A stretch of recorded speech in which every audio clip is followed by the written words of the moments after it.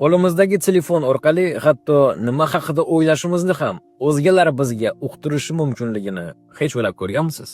Pavel Durov, ya'ni dunyoning eng mashhur messenjeri Telegram hamda ijtimoiy tarmog'i VKontaktening asoschisi telefon haqida nima deydi? Bir eshitib ko'ring. Men uyg'onaman va dushga kiraman. Hammasi telefonsiz. Badan tarbiya vaqti eng yaxshi g'oyalar kelishi mumkin. Xullas, ertalabki barcha odatlarim telefonsiz o'tadi.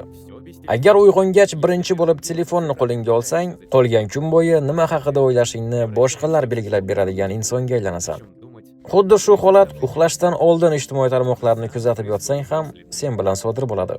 Bu holat davomiy bo'lsa, hayotda o'zing uchun nima muhim ekanini, kim bo'lishni istashingni qanday anglash mumkin?